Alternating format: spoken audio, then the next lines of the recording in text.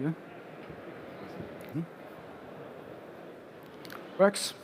Good morning, everybody. Good morning. We are going to talk about avocados the next hour, and it will be 2 presentations. And I'm doing the first part, a little bit of an introduction to the market, and then there will be a second part with technical information about the avocado market. Yes, avocados are a special fruit because they are grown as a fruit and they are eaten as a vegetable. So sometimes it's even discussed whether it's fruit or not. They do not possess the typical adjectives of a fruit of being refreshing or something like that. It's missing. So here you see the program, what I want to talk about, trends in supply, demand, and then in the end, how to bring both together, supply and demand. And I begin with the world supply of avocados. You can see it's been growing, and it's growing even faster. And if you have very specific questions about supply development, the author of this slide is sitting right there, and you can ask him. I didn't steal this slide. I borrowed with pride, I learned. You say to borrow with pride. What we see here is that the volumes are really increasing and that the speed of increase also increased. Yeah. And what we also see, and that's a sign of concern a little, is that the value did not increase at the same rate. So that means we do have a little pressure on the market. And avocados are very important in the producing countries for their economies. And there's a lot of discussion here in Germany about the beneficiality or not of avocado production. I will come to that later. Yes, the biggest exporter, probably also a producer, is Mexico, but they export to the US. That's a ripe market, so the growth of exports is below average. Then we have Peru as a good second one. They export another 22% of the world market. And then we have a whole range of origins of different countries which really produce noteworthy quantities. Maybe I missed some. You can beat me afterwards. Yeah. Okay. And we have only one, bigger exporter in Europe, which is Spain. I learned this morning that Portugal is also starting, but all other exporters are not really. There are tiny quantities of southern Italy, Greece, Lebanon. Okay. You will see the import statistics, and it's not big enough in the moment. Yes, and this is the big problem, that the export is really growing, and it is bound to grow faster. Even if plantings will stop right now and nobody plants anymore, supply will increase simply because it's a perennial crop, and you have a non-bearing period, and then afterwards, you cannot react that fast to changes in demand than with an annual crop. Yeah, and this is another Sirut slide, and you can see that basically if it comes to trade, there's 2 big blocks, which is Europe, here the EU plus UK, and the United States. And to be very clear about it, this is just trade. It's not consumption in the countries of production. Yes, of course, then it would be a different picture. You have to mention this, that, for example, Mexico, or here it's included in Latin America, would be totally different than other South American countries as well. That's clear. But if it comes to trade, then there are basically still 2 main blocks, and all the others are very tiny in comparison. And the great difference between United States and Europe is that Europe has a very diversified sourcing and the US is very Mexican dominated. So which has, of course, some impacts. Well, and we are in Germany, and I'm a German, so I show you the German import statistics. And you can see, also in Germany, import was growing, and then there was a kind of a stagnation. And in the last 2 years, we only have incomplete data. They only go until November, but it's still growing in the last year, which is 23.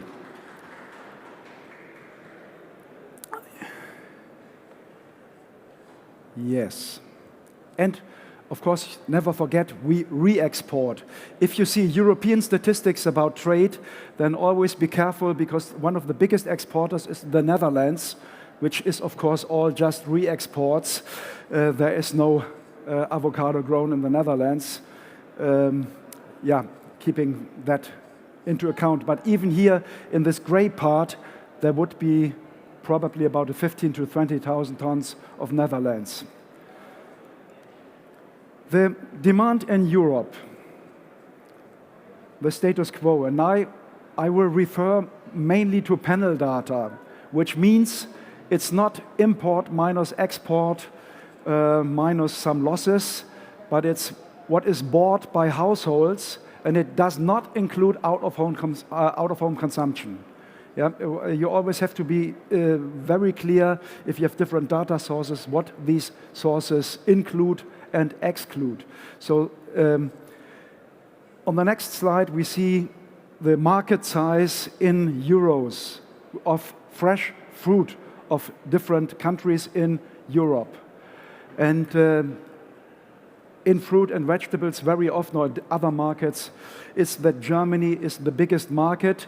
The secret behind is that we have the biggest population. So it's not so strange that we are still leading. But it is not the case if we look at avocados. There's a totally different order. You can see here that France is very important. They were always leading if it comes to imports and consumption. And a second one is Spain. They are not a huge exporter. They are a big exporter, but not a huge exporter. But they produce. And so they have an in-home consumption. It's the only country in this slide which does have a own production. And okay, this is the market size as a whole, but not related to persons or to households. And then again, first we see that the ranking, if we look at quantities, is rather similar. Price differences are not so big. But if we look at single households, then there's a different ranking. And all of a sudden we see that the Scandinavian countries, which have a small population and are in absolute figures, therefore not that huge, that they have a rather high per capita consumption, or here per household consumption quantities bought. And the UK is also good, but France and Spain are the absolute leaders. And the difference between Spain and France is that Spain has a lot of local production and thus consumption. But we also see that there are countries with a really low quantities bought per household, like Italy or Poland. Okay, and if we look at penetration, penetration is a very important figure, is the percentage of households which buy this product at all. And you can see that in many countries, less than half of all households buy avocados, which means that there should be, in theory, plenty of room. If you are at 77%, like in Spain, or 75%, then it becomes really harder, because there may be 20 or 10% who really dislike this stuff, and they will never buy. But if you are below 50%, then there should be room for it. Yes, trends in demand in Europe. We see here the big one is France. And this is quantities bought per household. And we see, yes, it is still increasing. But if we compare it to supply increase, then it's still slow. And then we have here Germany. It was stagnating in the last 3 years. But yeah, it's okay. And then we have the very small countries in terms of consumption per household. But they have, of course, if you are small, then you can grow fast. And that's what they do. If starting from a low level, they really increase consumption quite a bit. The problem is that until it really has an impact on big quantities, they need to grow faster. And the same holds true for Poland, where it's still rather exotic. Okay, and if we look here at the penetrations, we can see, yes, France, we saw it already, high penetration, slightly increasing. But then there are 3 countries in the middle of Europe, Belgium, Netherlands, Germany, and for Germany I had 23 data, where there is not really that much movement in the last years. So no new households were won for this fruit. And you can see Italy had a really, really low percentage of buying households and started to grow faster. Well, what about consumer prices? That should matter. We, as economists, we have to believe in that. And you can see different price levels. And it is not very astonishing that Germany has the lowest prices. We will see that at least in the last part of this, because Germany is a typical discount country. We have one format of supermarket which is very successful, which we also export to all the other countries, which is hard discount, Lidl and Aldi. They have a very efficient logistics, and they have not so many articles, so it's possible. Yes, but we can also see that, prices did decrease a little in the last years, but not really sharp. Not yet. So there remains the question, how can we fill the gap between supply, development, and demand development? And here I have a few things I will mention. Yes, and the first one is what were the drivers of the past? How was the market increasing? What were the reasons? Because you can split it up into single factors. And you can see it here, that we have first the penetration. It increased 4%, more than 4% per year in this period. Even the household number increased, very tiny, but increased because we have more small households, more single households. So the total number of households tends to increase, even if population does not increase. We have the quantity per trip did not increase, which is kind of good, because if the quantity per trip or if the quantity per buyer frequency is the next one, that increased. But if this both will result in the quantity per buying household. And if you intensify consumption of the households which already buy, then usually it's a question of price. It's always the in quote, better growth is by increasing penetration, by getting new households to buy this stuff, then to intensify the consumption of the already buying households. And so in the end, you can see, yes, the quantity did increase by 7% per year, but the prices slightly decreased.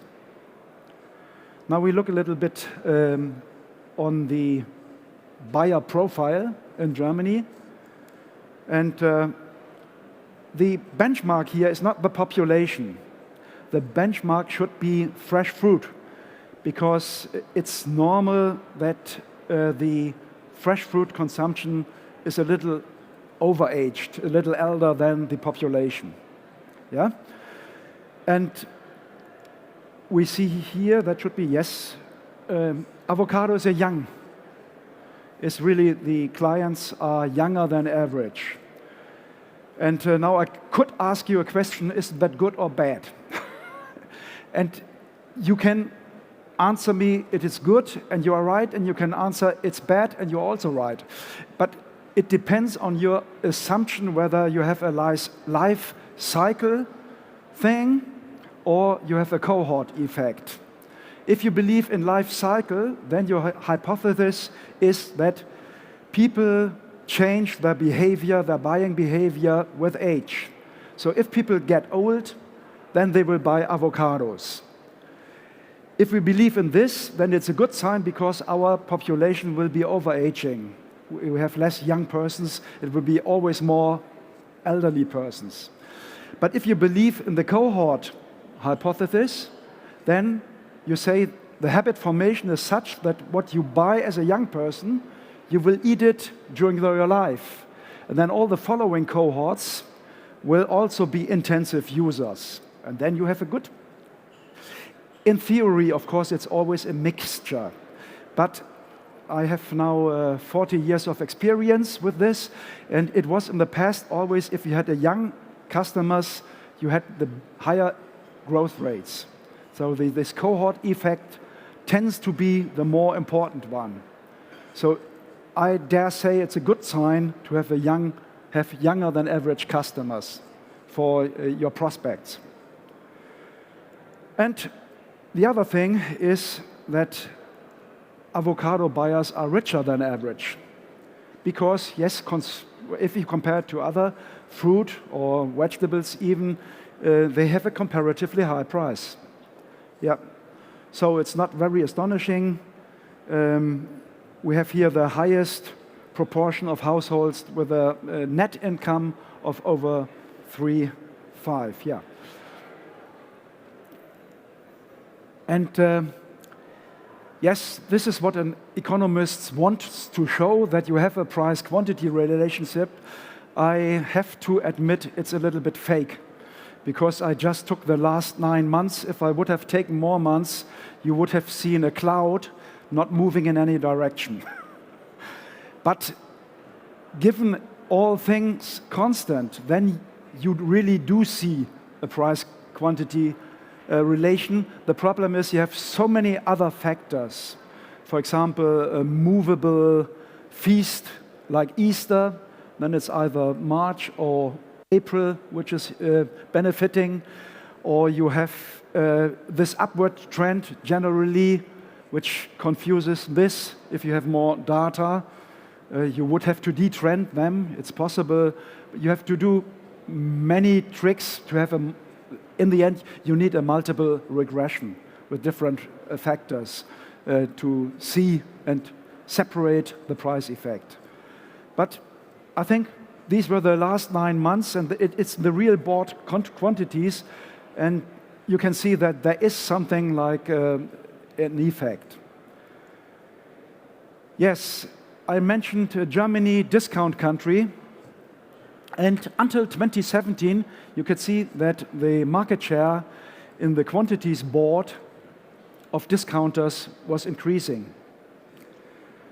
And then we came later, this is the following period, we came into the period of COVID, of the pandemic.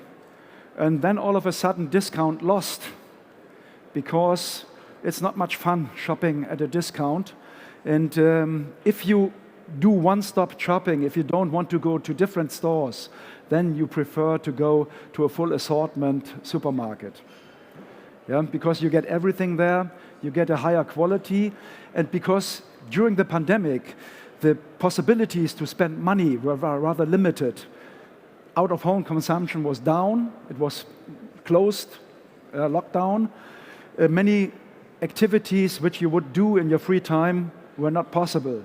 So eating and cooking was a new hobby for many persons here in Europe. And they spent more money, so they went not to Aldi and Lidl, they went to Rewe and Edeka to full assortment. Yes, prices. This is just a snapshot of week 4. And if you want to move quantity, what you can do is you change your package size. And usually the most avocados were bought as per piece, single, unpacked. But then you buy, if you're lucky, a big one, 200 grams, I don't know, that's already a lot. Yeah, so if you package them, then you force people to buy more. And they will eat more. But usually it comes at a price. Well, usually you do that not with a very, very premium quality, but with the smaller sizes, with the lower quality, and you give a discount on the price. But you move more quantity. And here you can see I wrote 1 piece. There's a laser pointer. Yeah, this is 1 piece. And San Luca, it's a very high-end supplier. So it's 1 piece, or you can have 700 grams for the same price. Yeah, it's just a question. And then we have a little problem with avocados.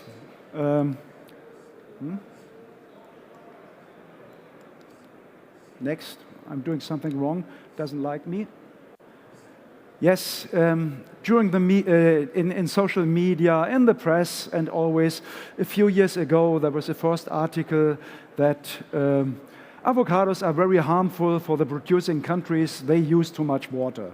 And this is just what you find if you just fish in the net. It's nothing specific, but you really get always this notices that it's not good to buy avocados because it will steal the water from the poor people who live in the regions. And I think the impact is limited, but it's not zero. It would be good to counter this image of being not sustainable, of being not environmental friendly. Yeah. So there are more things left, but I do have a second speaker, and he's maybe answering some of the questions I asked. Then at one point I didn't mention was promotions, and I said Europe is very diversified in origins. So there's a little problem that who would finance it? And then you have this free rider problem that somebody will do the campaign and the others benefit. This was in the very, very first days of avocados in Germany. Israel had a campaign, and to teach people that ripe avocados are soft, because people did associate with softness with rotten. You cannot eat it. So they had this in German. It's a refrain. It's a rhyme. Weich ist richtig, reif ist wichtig. That means soft is correct and ripe is important. But the benefit was for everybody who was delivering avocados. Okay, this is all I wanted to say. And if you have questions, you can ask them now, or we just have the second speaker. Maybe we wait and have the second speaker, because he will answer all the questions.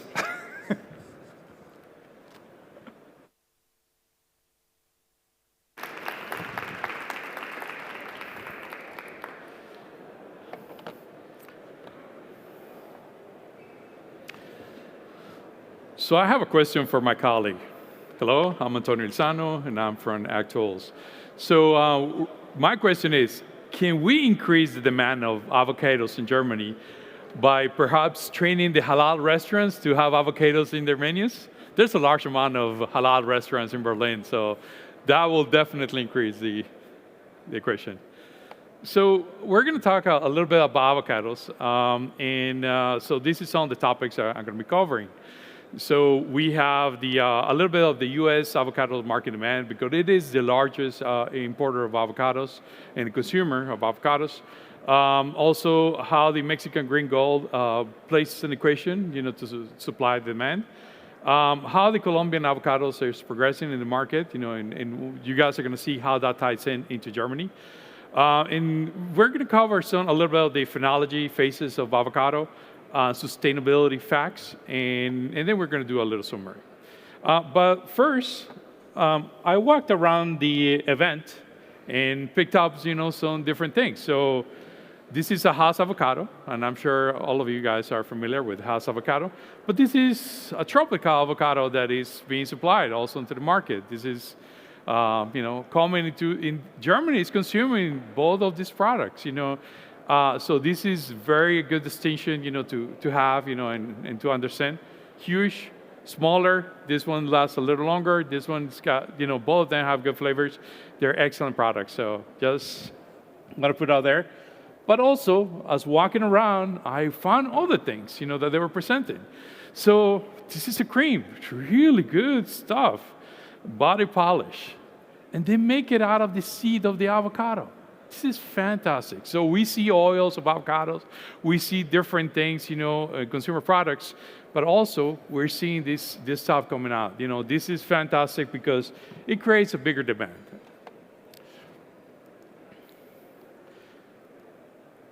So, U.S.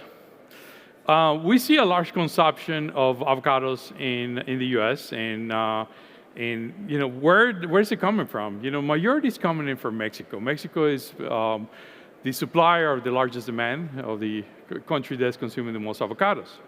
When we look at why the U.S. It's not Mexico. Well, when we looked at campaigns, just as you mentioned.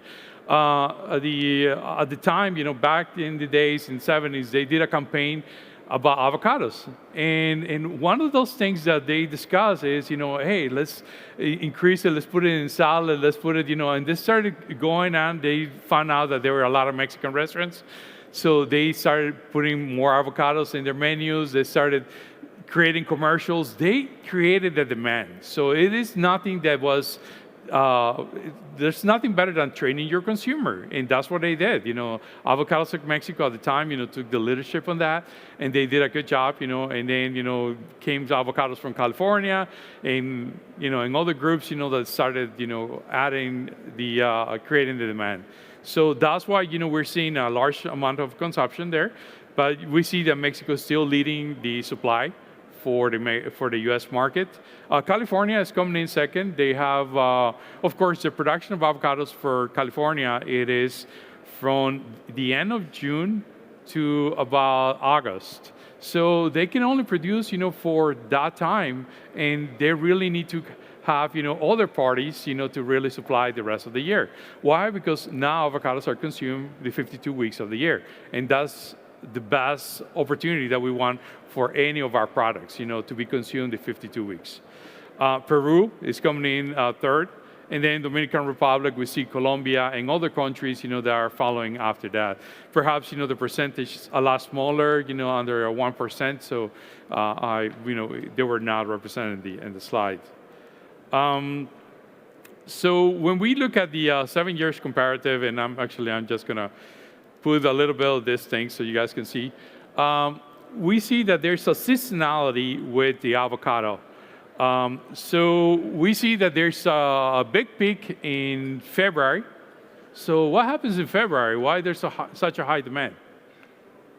Anybody? Anybody? Well, it's all about Super Bowl. So can you believe it? They started doing these campaigns, and they increased the demand of avocados around those months. So people tend to consume avocados during the Super Bowl. That's kind of ironic, but it is something that happens. So the demand, there's a large volume. Over 20% of all avocados are sold around that time, just for the Super Bowl time. So that's amazing. And then we see some other seasonalities, Cinco de Mayo, we see a little bit of a peak. We see during the summer, but unfortunately, there's not a lot of product. So when we look down in the July months, we see the price skyrocket. And why is that? Because we don't have a lot of supply. So price goes down. Price goes up. I'm sorry. So that's why. And why? Because that's only the California avocado that we have. So there's opportunities when you look at these graphics.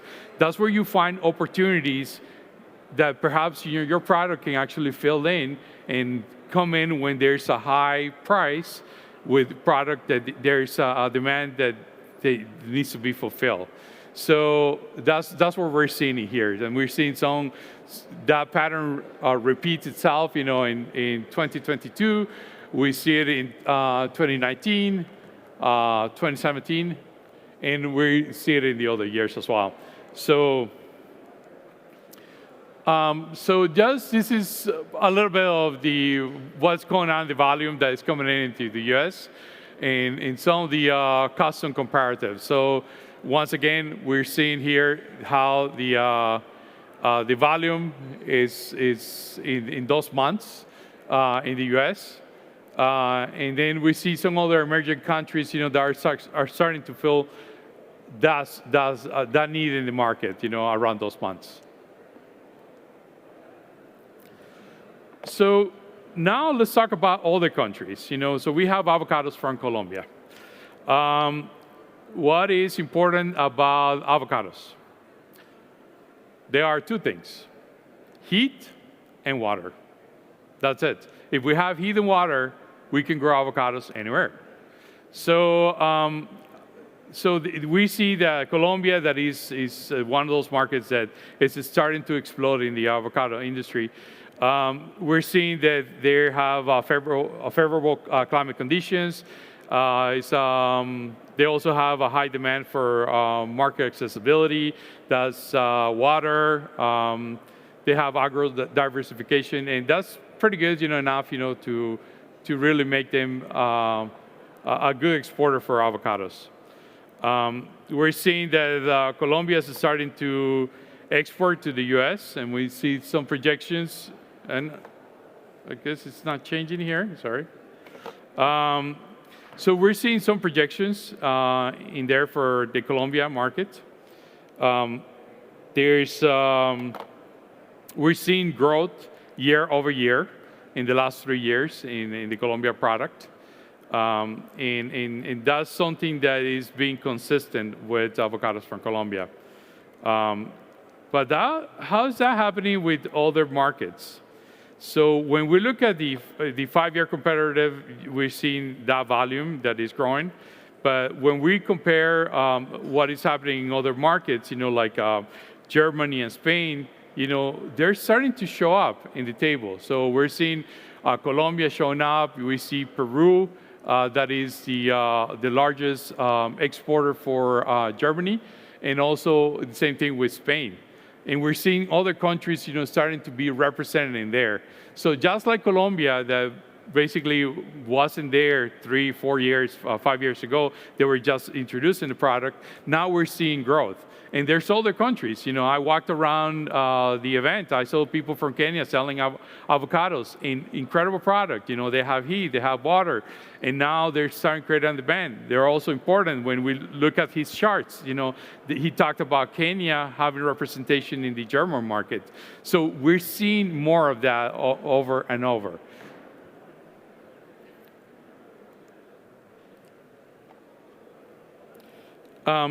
Also, when we look at price, we're seeing that there's some favorable topics, on price for Colombia. When there's a peak in this side, and that's in the October months, and thus perhaps we don't have product from Peru around that time. So they gave the favorable price because there's nobody else that is supplying and demand around that time. So in supply and demand, it's always, do you have a product when the market needs it? And more than likely, if the market needs it, that's going to create the price to go up. And if you have your supply that your product comes out around that time, perhaps it's the best opportunity. With a smaller quantity, you can make more money than if you were supplied a big quantity. But that's because that's how the market behaves.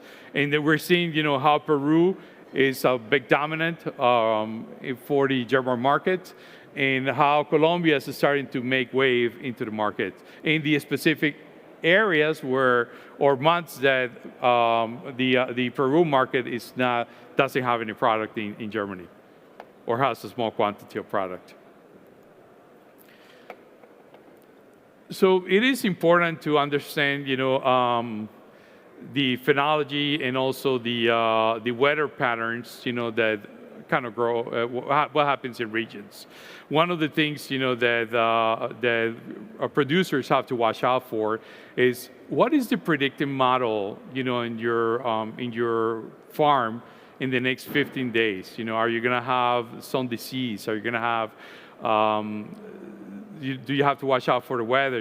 Is El Nino going to create problems in your farm? And you're going to waste. Unfortunately, you're going to lose a lot of your product. So this is predictive models in weather really help you, help growers, to really watch out what's happening in the market. So that also helps you to kind of negotiate or with companies, if you're going to have a good season. And that's why, this is important to watch out. So I compared two different regions. I'm not going to mention the countries and not to look anybody look bad. But we see how one has more opportunity in the market and the other one has got less opportunity in predictive models. So one is going through El Nino, almost, and if you look at the dates there, that's fairly recent. It was about a week or 2 weeks ago that I did the study. So that's what happens. It is good to watch out what's happening, because also that's going to affect your money in the end. Or it depends if you're in the producer side or if you're in the buying side, it's going to affect your bottom line. So now we're going to talk a little bit about phenology. And how many of you know about phenology? So just to divide the group here, please show your hands if you are a grower of avocados. How many of you are growers of avocados? Okay, I see a few. How many of you are buyers of avocados? Okay, I guess we all are because we're all consumers, but that's fine. How many of you are just intrigued about avocados or just want to know about avocados? It's something that you're having your satellite. Okay, I see a few hands. So phenology plays an important part in the avocado's life. There are 10 stages of anything that you grow in the phenology stage. For avocado, we're going to concentrate in 3 stages: in stage 6, stage 7, and stage 8. That perhaps are the longer, stage 6 is the first, everything that happens from 0 to 6. It's going to take about 145 days. So that's when you plant and you're starting to wait for growth and you're starting to see all the movement and everything that is happening. Then you get to stage 7. That's when the flowering starts showing up, and that's when from the flowering it's going to turn, you're going to be able to say, hey, we're having a flower, we're starting to see the bloom, that's when you can actually measure the quality and the size. So this is important for people to understand, because a lot of producers, sometimes they say like, hey, I'm going to provide 18s. 18s is a little smaller than this. And depending on the scale, because there's an European scale, there's American scale, so it depends in what scale you work with. So this is, let's call it medium size. But there's a smaller avocado that you can see out there, has. And they're very good. But when you are in phase 7, that's where you're going to determine the quality and the size of the avocado. And in there, that's when you can kind of negotiate. If the year before you had smaller avocados, you can negotiate with whoever you're selling your avocados and say, hey, This year we have bigger avocados. Let's improve the price that we have for avocados. And a lot of us, unfortunately, we do not do that exercise, and that really helps. And that's where we're going to be able to do that on the phase 7 of the avocados. So that part of the quality happens in phase 7. That it takes about 120 days. It's a long process, but we're going to be able to determine that. The phase 8 is the most important, or the last phase, that is the maturity. That takes about 40 days, that maturity, and that's when you can see the flavor. You depend really on water to create the oils, and the oil is what's going to create the taste of the avocado, and that happens in phase 8. So that is very important, itself, because the fruit ripening, happens there. So that's just for general knowledge, just to put it out there if you're new into the avocado space. But climate conditions also play an important role. We talked about, that you need heat, but you need the right amount of heat. Not too much, not too little. So in there, when you compare the heat of avocados, you're looking into an optimal temperature between 18 and 20 centigrades. And compared to other commodities, there's a different levels in there.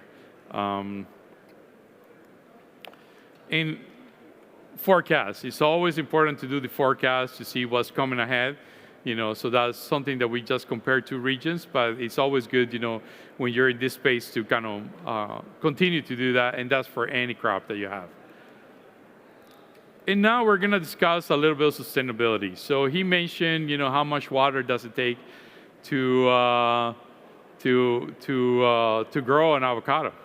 Lots of water. So what I did is I did an analysis comparing water for avocado against tomato. So we see it on the plus side, tomato requires less water than avocados. We also see, we see that, either in liters per hectare, as we see it in boxes. Also, in emission, there's less emission in tomatoes. The waste also a little bit less. And then we're starting to see a change. Avocados take less energy than tomatoes. That's because a lot of the tomatoes are grown in special systems or cover, so they require a little more heat. Then we look at the employee labor. It requires more labor to grow tomatoes than avocados. Then we see trucking. Trucking is important because tomatoes is less than avocados, and we see that we start seeing that phenomenon in the tons per truck as well. Boxes as well. Tomatoes take a little more boxes than avocados. And where we're seeing, in the upper corner on the top, we're seeing that the labor cost for tomatoes is a lot higher than for avocados. And we're seeing also that fertilizers requires more fertilizers than avocados.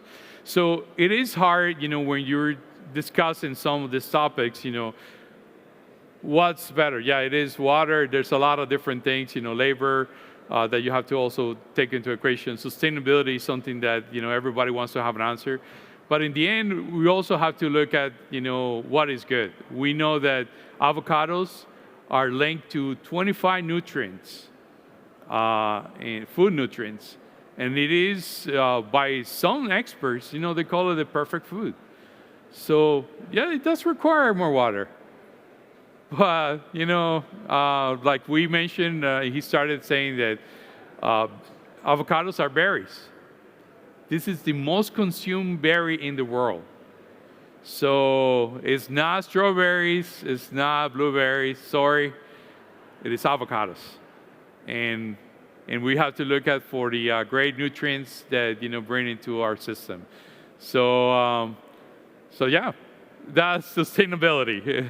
And to summarize, in just the 4 topics, is there's a high demand for avocados. It's going to continue to grow. It is up to you to really make the campaigns that are going to make avocados a little more sustainable and to continue to grow in the market. There's a seasonality effect, in other markets. And perhaps, this is something that we can start creating a trend here in Germany. I don't know. Yesterday, I went out and I found out that there's a group of Germans that celebrate Carnival. And they have a bar full of people dressed up in Carnival. So maybe we got to come out with the different holidays in Germany and come out, what is the seasonality that we're going to introduce avocados. And there's also Colombians. It's a good option for avocados. They sponsor our presentation for today. And Phenology. Phenology is something that we need to watch out for. It is something that it really impacts the market. And also, climate is important. Production, for avocados is continuing to grow, but there's a huge demand, all over. And it's going to continue to grow. So this is our presentations. Now this is the time that we're going to take your questions. Exactly. Yes. Thank you. Yes, now it's your turn. Are there any questions, or was everything so clear? I doubt it. Yeah. About seasonality, I just had a quick look. That's why I opened my computer. We have a different season in Europe.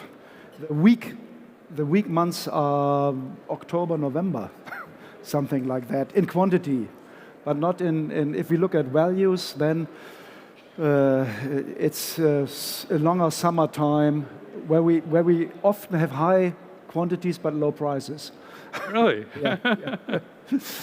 But it's a little, yeah. There. I was wondering if you could perhaps say a little bit about organic versus conventional avocados and how those markets are changing, increasing, decreasing. What the ratio?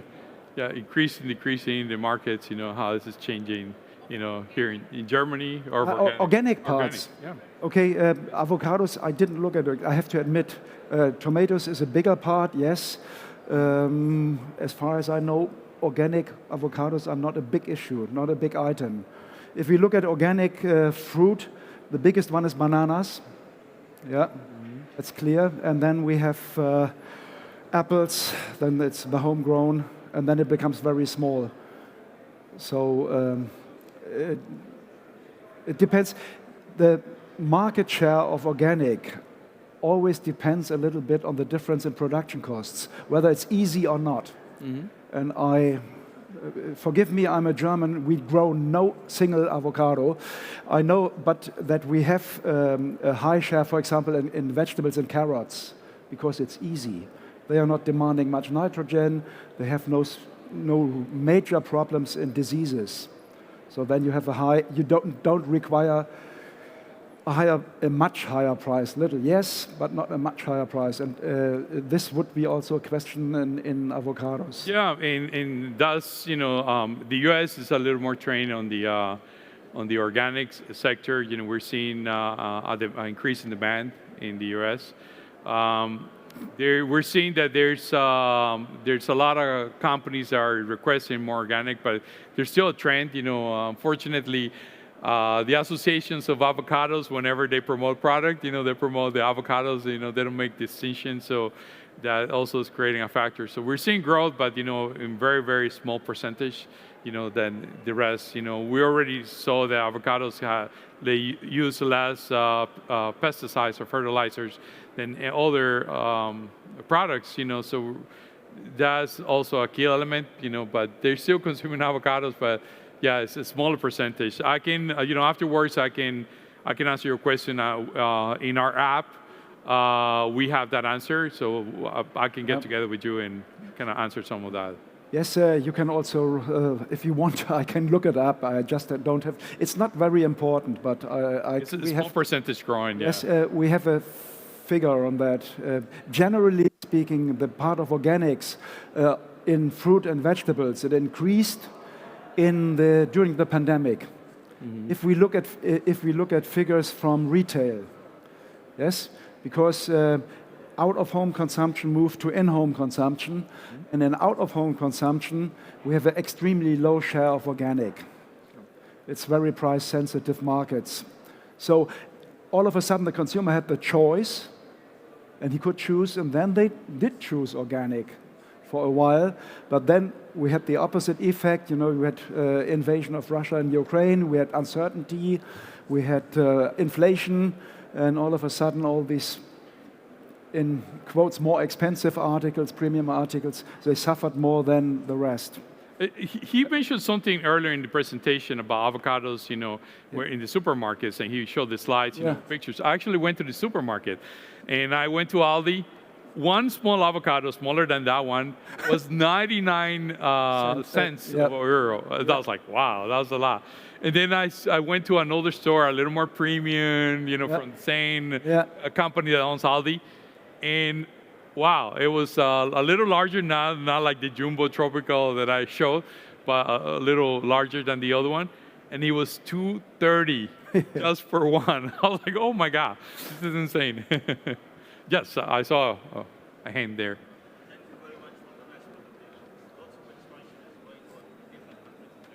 I'm sorry, can you, yeah, sorry. Yeah, that would help, yeah. Thank you very much for the nice presentations. And lots of expansion is going on in different countries, including Mexico, about avocados. And with regard to the trends and patterns of the price, it's not moving up. So what would be the fate of avocado in the coming years? You want to go ahead and take at it?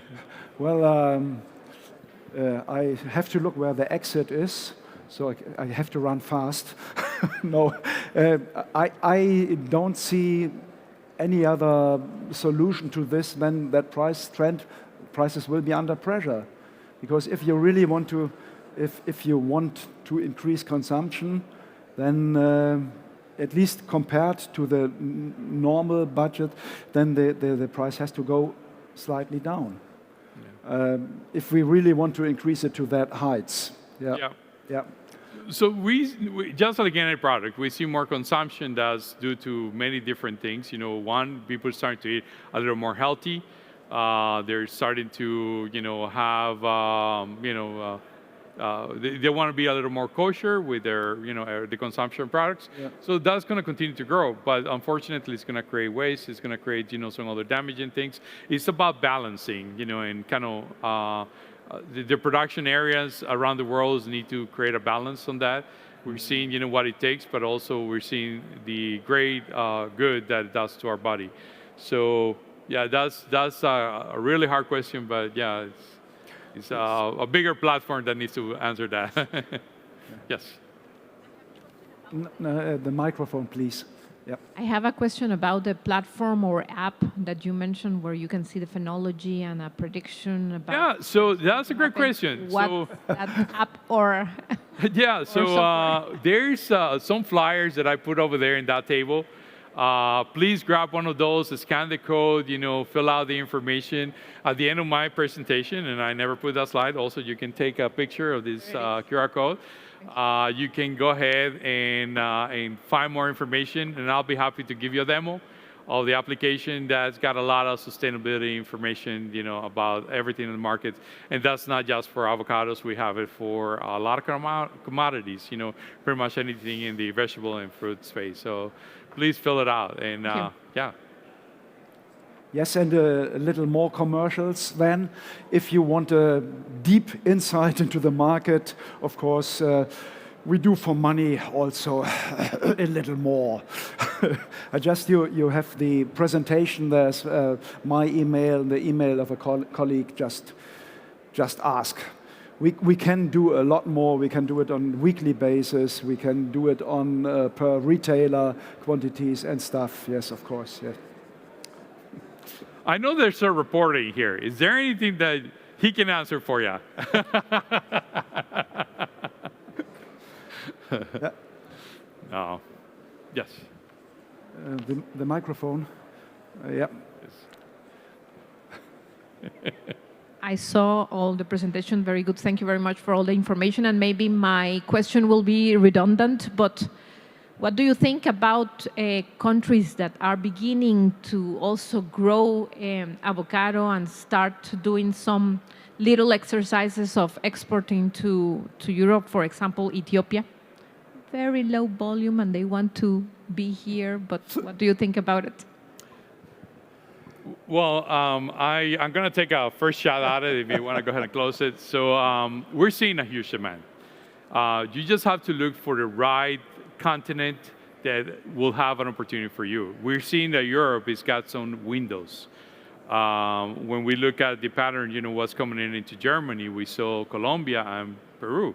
Perhaps, could be more. We're seeing Kenya start stepping up to the plate. We're seeing other areas, start stepping up. So it's really looking into your 52 weeks of the year and say, hey, where do we fit in? This is the box that we're fitting, where there's an opportunity. Not only look at the opportunity, but also look at the price, that they have around that time window. And go where you get more money for your product. In the end, is that, you gotta work on the logistics, see what's important for you. But there's opportunities for everybody out there. It's just looking at the information that is key for anything that you do out there in the world. Yes, and it will not be rapid success. That's you have to invest to conquer a new market because there is already somebody there, and but it's possible, sure. And then, of course, the people who are in the market say it's not possible because they don't want any more competition. But it is possible. But just don't bet on fast success. That's always an advice I can give. Yeah. Any other questions? Well, this is the last presentation of the event. Yeah. So from the two of us, we say thank you for being here. And I hope you have an incredible rest of the event and have a safe trip back home. And also, if you have questions, please reach out to us. Yep. We'll be happy to answer your questions after the event or anytime. So, thank you. Okay. Thank you.